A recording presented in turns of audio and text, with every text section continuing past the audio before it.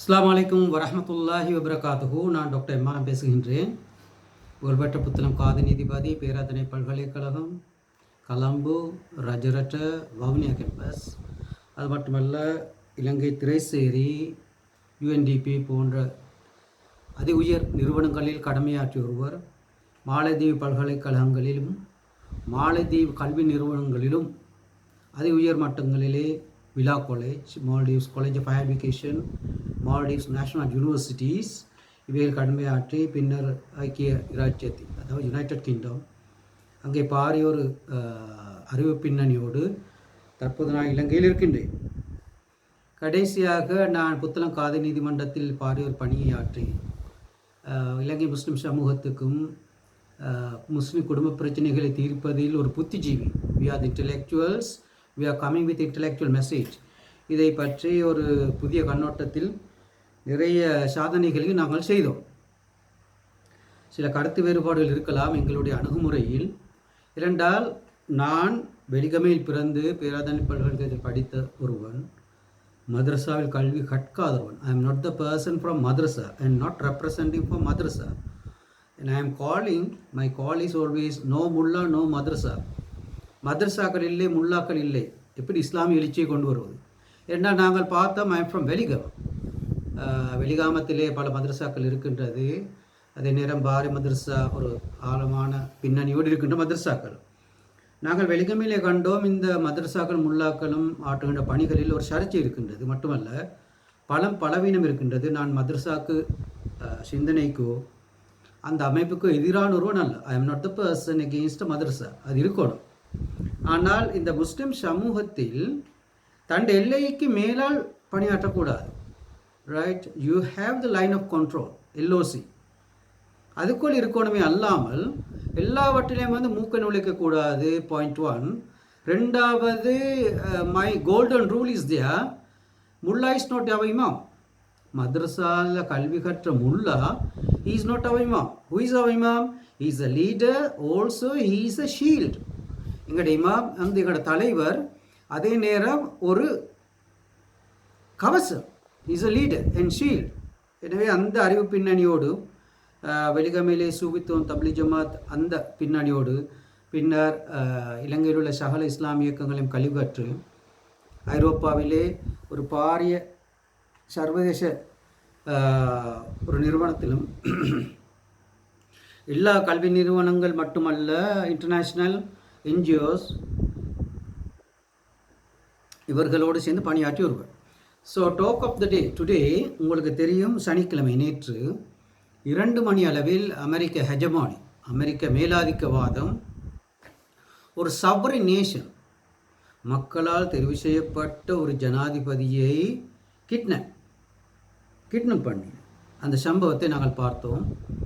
எனவே பல நாள் நான் 2025 21ஆம் தேதியிலிருந்து சில வீடியோக்கள் எனது யூடியூப் தளத்தில் இருக்கின்றது. K2 2025, தற்போது வருகின்றது K2 2026, இந்த வருடத்துக்கான K2. ஸோ நோய்வாய்ப்பட்ட நிலையிலிருந்து நான் அதுக்கு பின்னால் வெளியேறி, எனவே இந்த 2026க்கான எனது பணிகளை நான் ஆரம்பிக்கின்றேன். As a person from the university, ஒரு பல்கலைக்கழகத்தில் கல்வி கற்ற ஒருவர் எதை செய்யணுமோ ஐ எம் டூயிங் தட், அதை நான் செய்கின்றேன். எனவே கருத்து வேறுபாடு எங்களுக்கு இருக்கலாம், பட் ஒரு நீண்டமான ஒரு அறிவு பின்னணி, ஒரு இஸ்லாமிய பின்னணி ஒன்று இருக்கின்றது, சமூக பொறுப்பு இருக்கின்றது. பாரிய மாற்றங்களை நாங்கள் முஸ்லிம் சமூகத்திலே கொண்டு வந்தவர்கள். நடந்த சம்பவத்தை வைத்து நாங்கள் பார்க்கின்ற போது ஒரு பெரிய ஒரு அவமானமாக இருக்கின்றது. Global politics, global leadership, new world order, good governance. United Nation சொல்லி ஒரு நிறுவனம் 1945களில் உருவாகிய அந்த நிறுவனம், இலங்கை 1950களில் ஜாயிண்ட் ஆகியது, என்டர்ட் இன்டு யூஎன் சார்ட்டர். அதுக்கு முன்னால் யுனைடெட் நேஷனை பற்றி பேச முன்னால் League of Nation, 1918 League of Nation, அதைக்கான ஒரு பின்னணி ஒன்று இருக்கின்றது. பின்னர் லீக் ஆஃப் நேஷன் யுனைடெட் நேஷனாக மாறுகின்றது.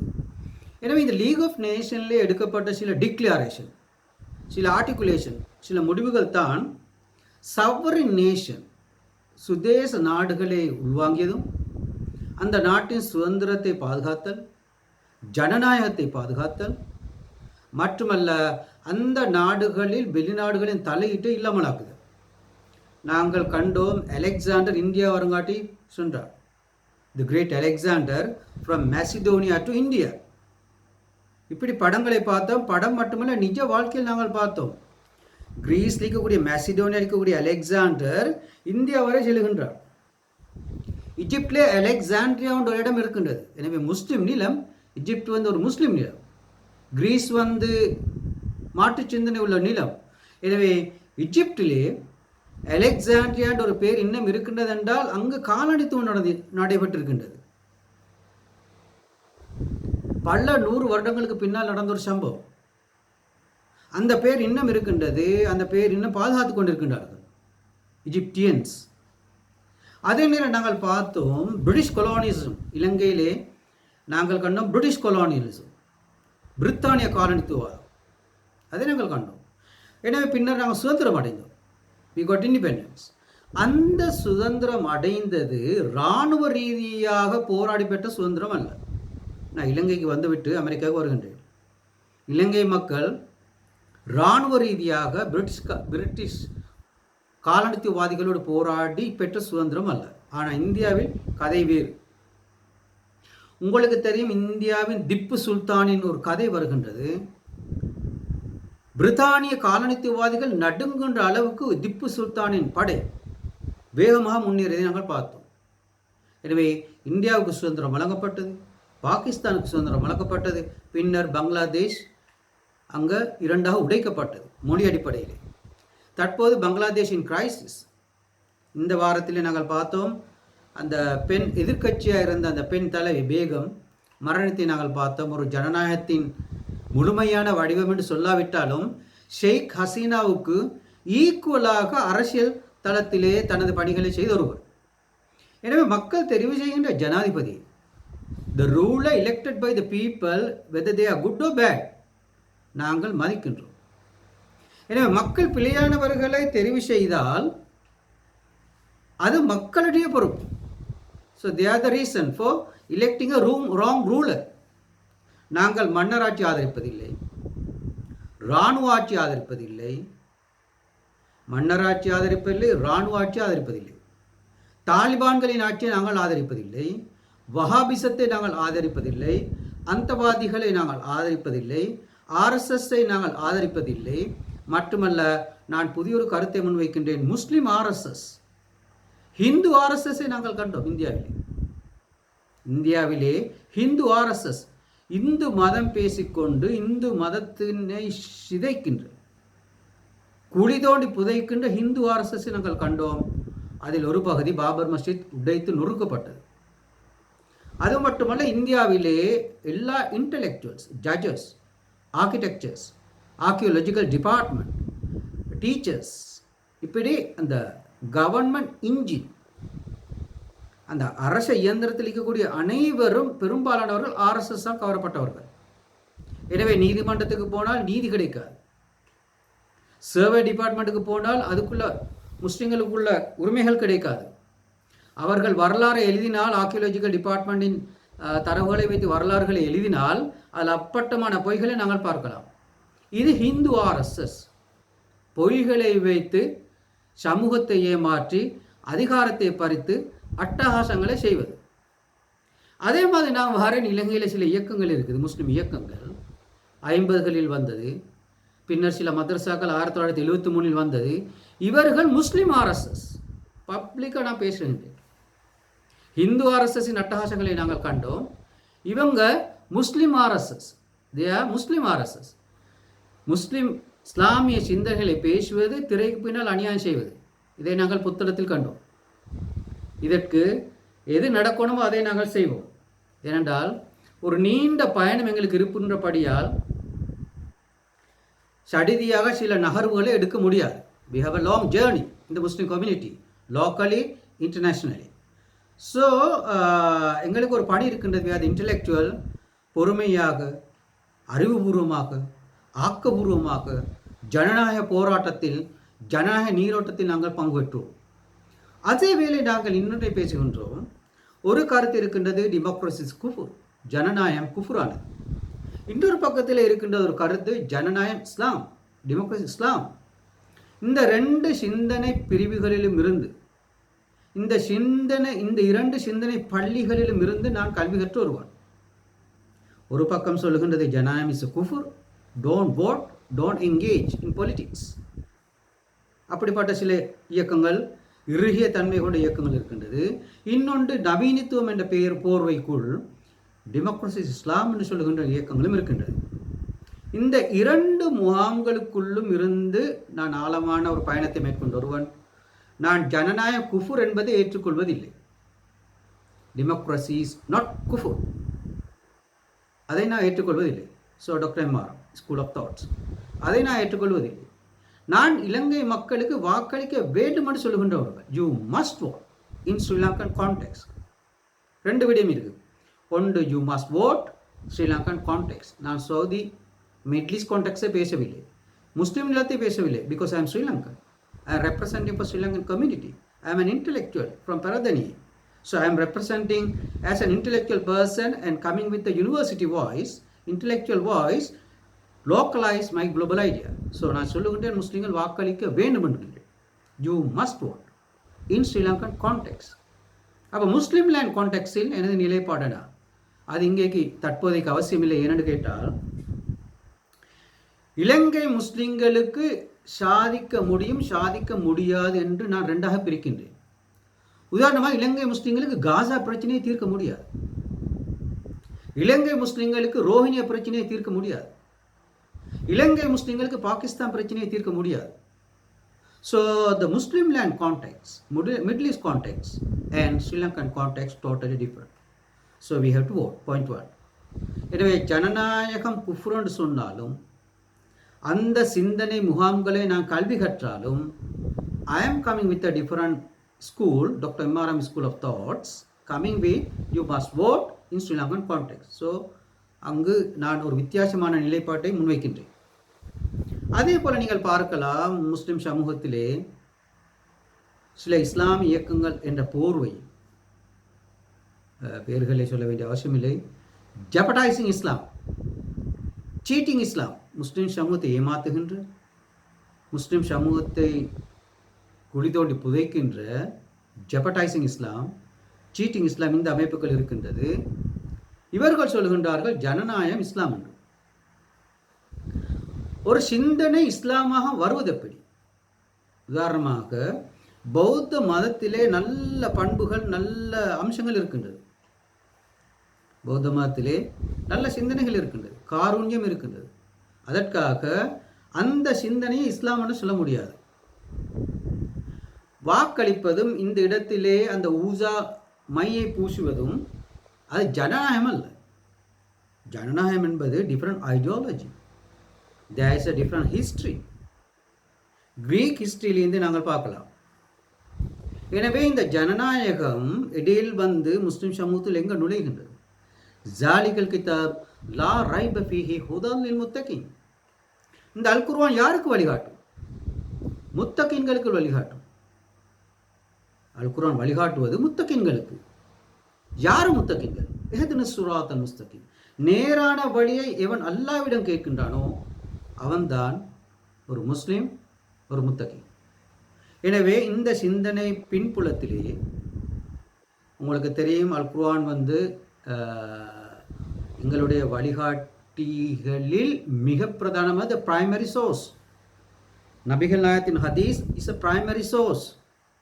அதுக்கு பிறகு நாங்கள் பார்க்கலாம், இந்த கலைகள் தோன்றியது, ஹதீஸ் கலைகள், ஃபிக்கு கலைகள் எல்லாம் தோன்றியது. அண்மை காலமாக மகாதுஸ் ஷரியா என்ற ஒரு சிந்தனை வளர்ந்து வருகின்றது. சிறுபான்மை நாடுகளில் முஸ்லீம்கள் எடுக்க வேண்டிய நிலைப்பாடுகள், முஸ்லிம் நாடுகளில் முஸ்லீம் எடுக்க வேண்டிய நிலைப்பாடுகள். உங்களுக்கு தெரியும், ஒரு ஹதீஸ் இருக்கின்றது, இலகுபடுத்துங்கள், சிரமப்படுத்தாதீர்கள், ஆசையூட்டுங்கள், அறுவறுப்படை செய்யாதீர்கள். So make matters easy. நாங்கள் ஜனநாயகத்தை குஃபுர் என்று சொன்னால் ஜனநாயகத்துக்கு வாக்களிக்க முடியாது. இலங்கை ஜனநாயகத்தை வாக்களித்தே எதையுமே சாதிக்க முடியாத ஒரு சமூகத்திலே ஜனநாயகம் குஃபுர் என்ற சிந்தனை மிக ஆபத்தானது. அதை நான் திட்ட தெளிவாக சொல்கின்றேன். ஸோ அந்த சிந்தனையை நான் முழு அளவில் ஏற்றுக்கொள்ளவில்லை. ஐ ஆம் அ கிரிட்டிக்ஸ். சர்வதேச அமைப்பிலே பாரிய செல்வாக்குள்ள சில அமைப்புகள். அதே போல் நாங்கள் ஜனநாயகம் இஸ்லாம்னு வைத்துக்கொண்டால், இப் டெமோக்ரஸி இஸ்லாம், அந்த ஜனநாயகத்திலே பலவீனமான சைடு ஒன்று இருக்குது. ஜனநாயகத்திலே ஆபத்தான ஒரு பக்கம் இருக்கின்றது, ஜனநாயகத்திலே பலவீன பக்கம் ஒரு பக்கம் இருக்கின்றது. ஜனநாயகம் there is no creator, படைத்தவனை ஏற்றுக்கொள்வதில்லை. by the people for the people, மக்களால் மக்களுக்கு என்று வருகின்ற போது அங்கே இஸ்லாமிக் டாக்ட்ரின், இஸ்லாமிய சித்தாந்தத்தை நாங்கள் நிராகரிக்கின்றோம். அல்லாவினால் முஸ்லிம் சமூகத்துக்கு, பை ஆல்மைட்டி அல்லாஹ் ரஹமத்துல்லா அவர்களால் முஸ்லிம் சமூகத்துக்கு வழங்கப்பட்ட வழிகாட்டல். ஃபக்கத் கால ரசூலுல்லாஹ் உஸ்வத்துல் ஹஸன, அவரால் முஸ்லிம் சமூகத்துக்கு வழங்கப்பட்ட வழிகாட்டல். So by the people for the people என்பது அங்கே ஒரு சர்ச் இருக்கின்றது. இதை தெளிவாக விளங்கிக் கொள்ள வேண்டும். உதாரணமாக உமர் ரலியல்லாஹு தஆலா அன்ஹு அவர்கள் தெரிவு செய்யப்படுகின்றார்கள் by the people for the people. அங்கு அது நடக்கவில்லை. த கிரேட் அபூபக்கர் சித்திக் ரலியல்லாஹு தஆலா அன்ஹு அவர்கள் அவரை appoint, Umar Ali was appointed. அங்கு எலெக்ஷன் நடக்கவில்லை. அவர் தெரிவு செய்யப்பட்ட அந்த மாபெரும் தலைவர், the great leader Umar Khattab ரலியல்லாஹு தஆலா அவர்களை மக்கள் ஏற்றுக்கொள்கின்றார்கள். ஸோ ஃபர்ஸ்ட்டுக்கு அப்பாயின்மெண்ட் நடக்கின்றது, அப்பாயின்மெண்ட், தென் அக்செப்டிங், பையத் நடக்கின்றது. உஸ்மான் ரலியல்லாஹு தஆலா அன்ஹு அவர்களை எவ்வாறு தெரிவு செய்யப்பட்டது? அங்கு எலெக்ஷன் நடக்கவில்லை. there was no election. Ballot paper, இங்கே கையொப்பம், இந்த சாயம் அடிக்கிறது, போலிங் பூத்தில் இருக்கிறது, எலெக்ஷன் ரிசல்ட் வாசிக்கிறது, இப்படி ஒன்றும் நடக்கலை. ஒரு கமிட்டி அப்பாயிண்ட் பண்ணப்பட்டது உமர் ரலியல்லாஹு தஆலா அவர்களால். அந்த கமிட்டியிலே காமன் கன்சென்சஸ் உள்வாங்கப்பட்டு உஸ்மான் ரலியல்லாஹு தஆலா அவர்கள் தெரிவு செய்யப்படுகின்றார். எனவே நாங்கள் பார்க்கலாம், இந்த இஸ்லாமிய வரலாற்றிலே கலீஃபாக்கள் எவ்வாறு தெரிவு செய்யப்பட்டார். கலீஃபா என்பது எங்களோட டிஸ்ட்ரிக்ட். நான் மாத்திர டிஸ்ட்ரிக்டுக்கு கலீஃபாவா, இல்லாட்டி இந்த ஸ்டேட்டுக்கு கலீஃபாவா? It is an empire. தௌலத்துல் இஸ்லாமிய ஒரு சாம்ராஜ்யத்துக்கான ஒரு கலீஃபா தெரிவு செய்யப்படுகின்றது. அது மொரோக்கோவின் எல்லையிலிருந்து இந்தோனேஷியா எல்லை வரை செல்கின்றது. ஒரு முஸ்லீம் தனது சிந்தனையில் ஏற்றுக்கொள்ள வேண்டிய ஒரு விடயம்தான் வமா அர்சல்னாக இல்லா ரஹமத்தன் லில் ஆலமீன், இந்த உலகத்துக்கு அருளாக நபிகள் நாயகம் அனுப்பப்பட்டார்.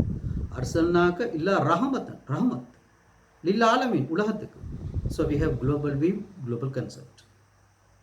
ஆனால் நாங்கள் கண்டது, இஸ்லாமிய நாரியம் படிக்கின்ற போதும், நான் லண்டன் வாழ்க்கையில் பல்வேறுபட்ட அமைப்புகளில் வேலை செய்கின்ற போதும் நாங்கள் பெற்றுக்கொண்ட விடயங்கள் பிளஸ் அண்ட் மைனஸாக இந்த இஸ்லாமிய சாம்ராஜ்யத்தை நாங்கள் ஏற்றுக்கொள்கின்றோம்.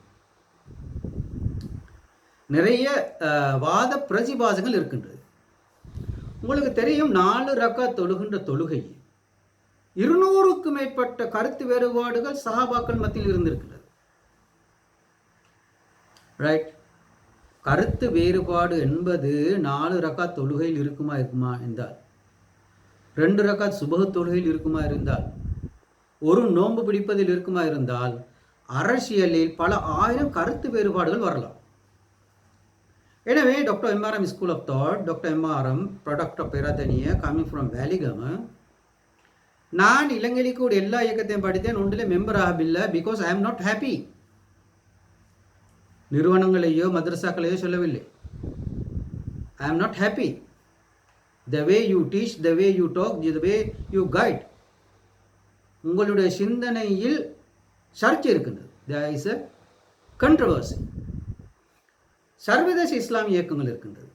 பாகிஸ்தானில் தோன்றிய இஸ்லாமிய இயக்கங்கள், இஜிப்டிலே தோன்றிய இஸ்லாமிய இயக்கங்கள், அதே மாதிரி பாலஸ்டைன் ஜோர்டானில் தோன்றிய சாம்ராஜ்ய கனவுகள், இந்த இயக்கங்கள் எல்லாம் நான் படித்து வருவேன். அதிலே நான் not happy. I am not happy because I have my own ideas. எனது ஒரு சொந்த சிந்தனை இருக்கின்றது. Coming with my own school of thoughts. Also நான் யூரோப்பில் இருக்கின்ற போது இயங்கின மாதிரி, the way I was in Europe, the way I was affiliated with the Europe organisation, அதே மாதிரி நான் இலங்கையில் இயங்குவதில்லை. ஏனென்றால் இந்த கான்டெக்சுவல் தாட், டெக்ஸ்ட் கான்டெக்ஸ்ட், இதை நாங்கள் சரியாக விளங்கிக் கொள்ள வேண்டும்.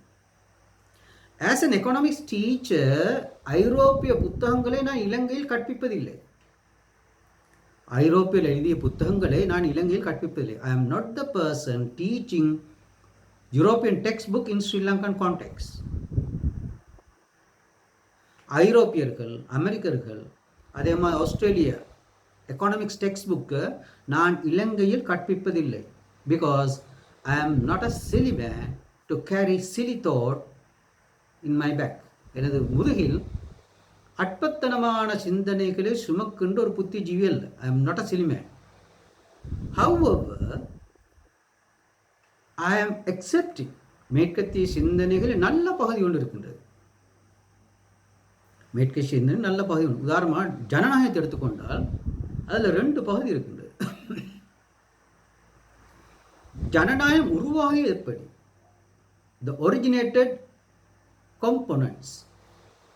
அதிலே சில சர்ச்சைகள் இருக்குது. By the people for the people. இதை பேசுகின்றவர்கள் ஜனநாயகத்தை அந்த ரூட் கம்போசிஷன் ஒரிஜினை பேசுகின்றவர்கள் ஜனநாயகம் சாதிக்கின்றதை பேச மாட்டார்கள். The victory of democracy, the success of democracy, the achievements of democracy, இதை பேச மாட்டார்கள். நான் அதையும் பார்க்கின்றேன், இதையும் பார்க்கின்றேன். உதாரணமாக இலங்கையிலே ஆட்சி மாற்றம் ஜனநாயகத்துக்குள்ளால் வரவில்லை. அபுபக்கர் உமரை தெரிவு செய்தது போன்று, உமர் உஸ்மானை தெரிவு செய்வது போன்று அந்த ஃபிலாசபி, அந்த மெத்தடாலஜி இந்த கான்டெக்ஸுக்கு வெற்றி அளிக்காது. மட்டுமல்ல, முஸ்லிம் நிலத்தில் அது வெற்றி அளிக்காது தற்போதைய சூழலில். So we are coming with different idea. K2 K1 பேசல, நான் K2 பேசுகின்றேன். நான் பல்கலைக்கழகத்தில் கல்வி கற்பதற்கு முன்னாடி மௌலானா மௌதூதி ரஹமத்துல்லா அவர்களின் சிந்தனைகளால் எனது சிறுபிராயத்திலே கிரேட் 7, 8 நான் கவரப்பட்டுள்ளேன். அவரது கொத்பா பேருரைகள், அவரது சிந்தனைகள் என் சிறு வயதிலே பாறை செல்வாக்கு செலுத்தி. அதே நேரம் சமகாலத்திலே, அதே காலத்திலே secondary education from Zahira college Weligama grade 7, 8 நான் இருக்கின்ற போது ரோஹண விஜயவீர ஜேவிபி சிந்தனைகள், மார்ட்டின் விக்ரம சிந்தனைகள், அதே போல நாங்கள் பார்க்கலாம் அனகாரிக தர்மபால என் ஊருக்கு அடுத்து அக்குரஸ், ரோஹண விஜயவீர எனது மாவட்டம் தங்கல்ல, மார்ட்டின் விக்ரமசிங்க கொக்கல்ல. ஸோ இந்த southern alternative views, southern people, leftist politics, இதில் நான் கவரப்பட்ட ஒருவன். என்றால் நான் ஜைராவிலிருந்து சென்ட் தாமஸ் காலேஜுக்கு இங்கிலீஷ் கிளாஸுக்கு போன நேரம் தற்போதைய இருக்கின்ற ஜனாதிபதியின் கட்சி ஜேவிபி, அந்த ஜேவிபி கட்சியோடு ஒரு பயணம் எனக்கு இருந்தது. தென் மாகாணத்தின் ஜேவிபி கட்சியோடு ஒரு பயணம் இருந்தது. அதே நேரம் மௌலானா மௌதூதி ரஹமத்துல்லாஹி அலைஹி அவர்களால் கவரப்பட்டவர். எனவே சமகாலத்தில் 2 சிந்தனைகளை நான் கவரப்படுகின்றேன். ஒன்று இஸ்லாமிய சிந்தனை, மௌலானா மௌதூதி ரஹமத்துல்லாஹி அலைஹியில் ஆரம்பிக்கின்றது. இங்கே மார்க்சிஸ்ட் சிந்தனை, மாற்று சிந்தனை, southern people alternative politics, southern people's critics of main stream politics, இதால் கவரப்படுகின்றேன். இந்த 2 சிந்தனையாக நான் கவரப்படுகின்றேன். இது வெலிகமையில் நடந்த சம்பவம். எனது 40வது வயதில் நான் லண்டனில் காலடி எடுத்து வைக்கின்றேன்.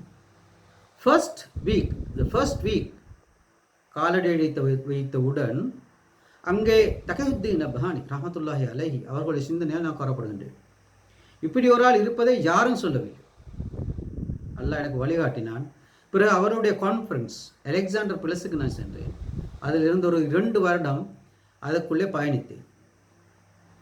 ஸோ நிறைய கேள்விகள் கேட்கப்பட்டது, அதுக்கான பதில்கள் வெற்றிகரமாக கிடைக்கவில்லை. ஒரு சிறுபான்மை நாட்டில் அவர்களுடைய நகர்வு எப்படி என்பதை நாம் வெற்றிகரமாக பார்க்கவில்லை. அதே நேரம் இந்த மத தலைமைத்துவத்தில் நான் ஆர்வம் இல்லை. I am not a religious person to recognise religious leadership. Then I am an intellectual person. I recognize intellectual leadership. I am an intellectual person. I develop intellectual leadership. So what is the difference between religion, madam and அறிவியல்? இக்ரஹ் ஓதுவீராக ஜாலிகல் கிதாப். எனவே இந்த இக்ராம் ஜாலிகல் கிதாபையும் எடுத்தால் அங்கே knowledge base ideology, knowledge base idea. So இங்கிருந்து ஆரம்பிக்கிறது. அதே நேரம் நீங்கள் பார்க்கலாம், நான் ஒரு பொருளியலை ஒரு பாடமாக கற்பித்து வெற்றிகரமாக இலங்கையில் உள்ள சகல பல்கலைக்கழகங்கள் கற்பித்து வருவேன். எனவே எனக்கு ஆரம்ப கிரேட் 7, 8 ஒரு இஸ்லாமிய பின்னணியும் இருந்தபடியால் நான் பொருளியலில் ஒவ்வொன்றையும் இஸ்லாமிய கண்ணோட்டத்தில் நான் சிந்திக்க ஆரம்பிக்கின்றேன். மேற்கத்திய பொருளியலை படிக்கின்ற போது இதுக்கு இஸ்லாமிய பின்னணிங்க, இதுக்கான இஸ்லாமிய வேர்ஷன் என்ன, மேற்கத்திய சட்டத்தை படிக்கின்ற போது இதுக்கான இஸ்லாமிய சிந்தனை என்ன, இஸ்லாமிக் வேர்ஷன் என்ன. ஸோ இந்த ரெண்டையும் நான் உள்வாங்குகின்றேன். ஸோ இதையும் படிக்கின்றேன், நம்பிக்கை சார்ந்த இஸ்லாமிய பொருளாதாரத்தையும் படிக்கின்றேன், மேற்கத்திய பொருளாதாரத்தையும் படிக்கிறேன். இந்த ரெண்டும் எனது 2 கைகள் இருக்கின்றது. எனவே இந்த பயணத்திலே ஒரு வித்தியாசமான ஒரு செய்தியோடு நான் வருகின்றேன். ஸோ இன்று நான் எனது குறிப்பிட்ட நேரத்துக்குள் சில அடிப்படைகளை கதைத்து விட்டு எனது யூடியூப் தளத்துக்கு நீங்கள் போனீர்கள் என்றால் the intellectual thoughts coming with doctor MR, Muslim intellectual struggle, Muslim அறிவியல் போராட்டம், முஸ்லிம் அறிவியல் சிந்தனை, முஸ்லிம் அறிவியல் தலைமைத்துவம், Muslim intellectual leadership, Muslim intellectual Islamic leadership, Muslim women leadership, Muslim women Islamic leadership, women reformist party, Muslim reformist party, Muslim renaissance party, Sri Lanka renaissance party, இப்படி பல பல பெயர்களில் வருகின்றது. அவ்வளவு ஃபேஸ்புக் தளத்தில் இருக்கின்றது. எனது வாட்ஸ்அப் குரூப்பில் இணைந்து கொள்ளுங்கள். மட்டுமல்ல, எனது டெலிகிராம் குரூப் இருக்கின்றது. அனைத்தும் எனது தொலைபேசி இலக்கங்கள், இந்த சோஷியல் மீடியா லிங்க்ஸ் எல்லாம் பப்ளிக்கில் இருக்கின்றது. Short form doctor MR, but எனது பெயர் முகமது ரஹமத்துல்லா முகமது எம்ஆர் முகமது ஃப்ரம் வெலிகாம்.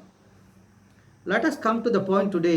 இந்த உங்களுக்கு தெரியும், ராமன் சீதை கதையில் ஒரு நாட்டிலிக்கியத்தை இன்னொரு நாடு கடத்தின மாதிரி, ஒரு தலைவரை கடத்துறது, ஒரு பெண்ணை கடத்துறது, இதெல்லாம் தமிழ் படங்கள் நடக்கிறது. நிஜ வாழ்க்கையில் நாங்கள் கண்டோம். இந்த ட்ரம்பின் T2 T1 அன்று T1 1.0 எடுத்த முடிவு, ட்ரம்ப் 1 இருக்கின்ற போது எடுத்த முடிவு, கடைசி கட்டத்தில் அவர் தேர்தலில் தோல்வி அடைகின்றார். அதை T2வில் ட்ரம்ப் 2 தற்போதைய காலப்பகுதியில் 1 வருடத்துக்குள் அதை செய்கின்றார். உங்களுக்கு தெரியும், காசா பிரச்சனைக்கு சமாதானம் பேசப்பட்டது. அதில் ட்ரம்ப் கீ ரோலை பிளே பண்ணினார். இது எகிப்தில் நடந்தது, சிசி தலைமை கீழே எகிப்தில் நடந்தது. அதிலே அங்கே ஹமாஸ் இருக்கவில்லை, இஸ்ரேலிய பிரைம் மினிஸ்டர் இருக்கவில்லை. காசா பிரச்சனை கீ பிளேயர்ஸ் இவர்கள் இருவரும் இல்லாமல் ட்ரம்ப் T2 அங்கு டிக்ளரேஷன், அங்கு எக்ரிமெண்ட்டை சைன் பண்ணுகின்றார். இதை முஸ்லிம் தலைவர்கள், பப்பட் லீடர்ஸ் அங்கு அங்கீகரிக்கின்றார்கள். அதில் உங்களுக்கு தெரியும், பாகிஸ்தான் தற்போதைய ஹெட் ஆஃப் ஸ்டேட் ஆற்றிய உரைகள் ட்ரம்புக்கு நோபல் பிரைஸ் வழங்க வேண்டும், ட்ரம்புக்கு நோபல் பிரைஸ் வழங்க வேண்டும். முஸ்லிம் நிலத்தில் எப்படிப்பட்ட தலைவர்களை இவர்கள் உருவாக்கி இருக்கின்றார். Jordan, Abdullah, Qatar, Saudi Arabia, Pakistan, பங்களாதேஷின் கிரைசிஸ், ஈவன் டர்க்கி. டர்க்கியோட ரோலை நீங்கள் சரியாக விளங்கிக் கொள்ள வேண்டும். டர்க்கி தான் இஸ்ரேலின் கீ அலாய், ரைட்? டர்க்கி தான் இஸ்ரேலின் கீ அலாய். சீரியா 11 நாட்களில் தூக்கி வீசப்பட்டது. எப்படி சாத்தியமாயி? தற்போது சீரியா இன் கிரைசிஸ். சதாம் ஹுசேன் தூக்கி வீசப்பட்டார். ஈராக் இன் கிரைசிஸ். ஈரானுக்கு அத்துமீறி பிரவேசம், தாக்குதல் நடக்கப்பட்டது. இஸ்மாயில் ஹனியாவுக்கு ஈரான் மண்ணில் சுட்டு வீழ்த்தப்பட்டார். எனவே அங்கு லெபனானின் கிரைசிஸ், இங்கே யெமனின் கிரைசிஸ். சூடான் திட்டமிட்டு 2 சக்திகளால் துண்டாடப்பட்டு கொண்டிருக்கின்றது, 2 இராணுவ தளபதிகளால். எனவே முஸ்லிம் நிலம் பாரி அச்சுறுத்தலுக்கு இருக்கின்றது. அது முஸ்லிம் நிலத்தில் மட்டுமல்ல, லாட்டின் அமெரிக்கன் கண்ட்ரீஸ், உங்களுக்கு தெரியும், தென் அமெரிக்க நாடுகள் தற்போது பாரிய கிரைசிஸ் அச்சுறுத்தலில் இருக்கின்றது. அதிலே நாங்கள் பார்க்க வேண்டிய முதலாவது நாடு தான் இன்றைக்குள்ள வெனிசுவேலா. இந்த வெனிசுவேலாவின் மதுரோ சனிக்கிழமை 2 மணிக்கு கிட்டத்தட்ட 2 hours ஆபரேஷனுக்குள்ளே கடத்தப்படுகின்றார். ஒரு நாட்டிலிருந்து எலெக்டட் பிரசிடென்ட் இன்னொரு நாட்டுக்கு கொண்டு போய் அங்கு நீதிமன்றத்தில் ஆஜராகிற அளவுக்கு அங்கே நீதித்துறை நடவடிக்கைகளோடு இராணுவ அணுகுமுறைகளோடு அங்கு சில சதிகள் நடைபெற்று குறிப்பிட்ட எலெக்டட் பிரசிடென்ட் மதுரோ நாடு கடத்தப்பட்டிருக்கின்றார். உங்களுக்கு தெரியும், சதாம் ஹுசைனுக்கு எதிராக ஒரு நீதிமன்றம் உருவாக்கப்பட்டது. அதிலே அமெரிக்க ஷார்ப்பான ஜனாதிபதியை போட்டு அவரை தூக்கிலிட்டார்கள். அதே மாதிரி இந்த நிக்கோலஸ் மதுரோவுக்கு எதிராக ஒன்று நடக்கப் போகின்றது. இதை நீங்கள் பார்க்கலாம். இன்னும் ஒரு நிலத்தில் வந்து அமெரிக்கன் ஹெஜமானி, வெஸ்டர்ன் இம்பீரியலிசம் எப்படி பணியாற்றுவதை நீங்கள் பார்க்கலாம். இது இன்றைய நேற்று நடந்த நாடாமல்ல. அல் ஜசீராவிலே ஒரு டாக்குமெண்ட் இருக்கின்றது, லைன்ஸ் இன் த சாண்ட் 2024. அதாவது நிலத்தில் போடப்பட்ட கோடுகள், ஸ்கைஸ் அண்ட் பிகாட், நீங்கள் அடித்தால் விளங்கும் லைன்ஸ் இன் த லேண்ட். அதிலே தமிழ் ஒளிபரப்பு கூட இலங்கையில் உள்ள முக்கியமான ஒரு மீடியா அதை செய்திருக்கின்றது. தமிழிலும் இருக்குது, இங்கிலீஷிலும் இருக்கின்றது. அது மட்டுமல்ல, நீங்கள் பார்க்க வேண்டிய இன்னும் ஒரு மூவி தான் Lawrence of Arabia.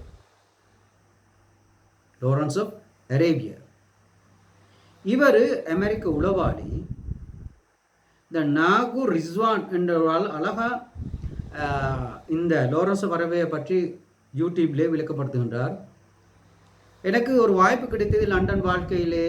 London school of economics, school of oriental studies, Cambridge university, இன்னும் எல்லா லீடிங் யூனிவர்சிட்டிகளோடையும் இன்டலெக்சுவல்ஸ், ப்ரொஃபஸர்ஸ், திங்க் டேங்க் இவர்களோடு ஒரு பயணம் மேற்கொள்ள இறைவன் ஒரு சந்தர்ப்பத்தை வழங்கினான். அதிலே எனக்கு கொஞ்ச நாள் கேம்பிரிட்ஜ் பல்கலைக்கழக வாசிகசாலைக்குள் நுழைய அல்லாஹ் வாய்ப்பளித்திருந்தார். முழு அளவிலே அந்த தேடல், அறிவை தேடுகின்றது, அடுத்து ரிசர்ச் இன்ட்ரெஸ்ட், இதால் நான் சில விடயங்களை பெற்றுக்கொண்டேன்.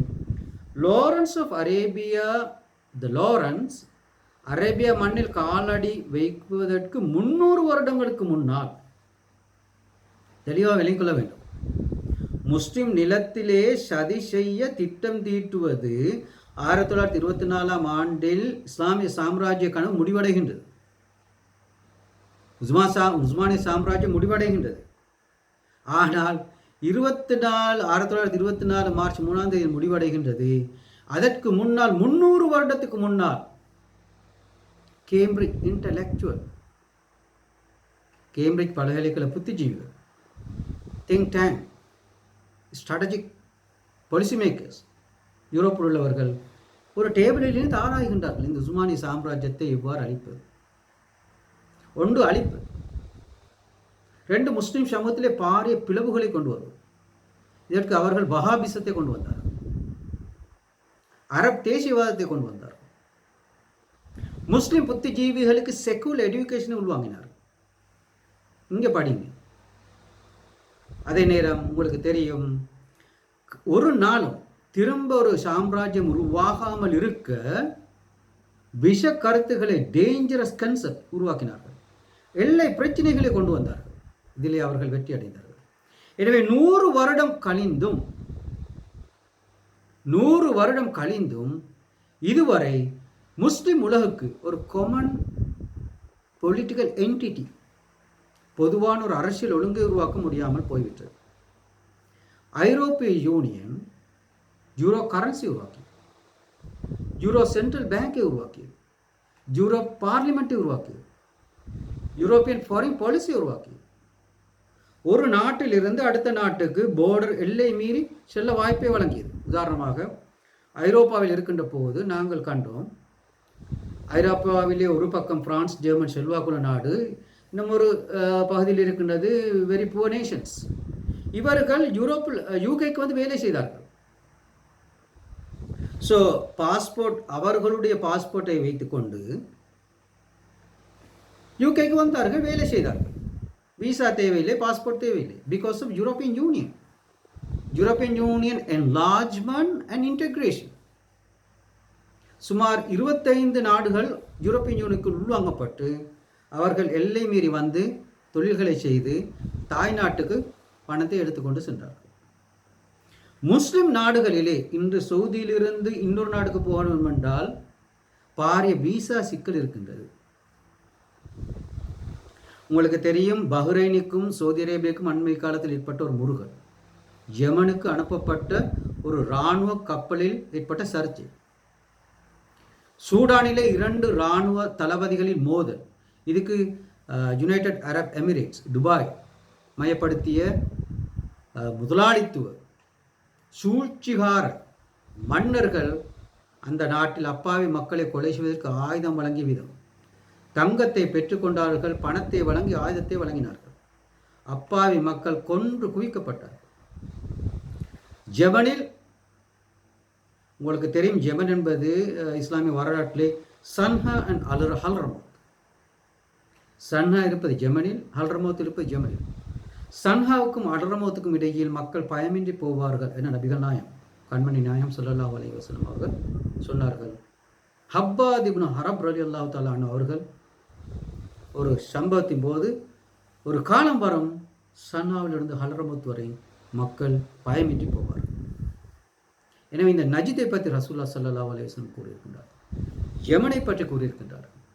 எனவே இந்த இஸ்லாமிய பின்புலங்களோடு இந்த சர்வதேச ஜியோ பொலிட்டிக்கல் கான்டெக்ஸ், முஸ்லிம் லேண்ட், முஸ்லிம் ரூலர்ஸ், இவைகளை விளங்கிக் கொள்வது அவசியம்.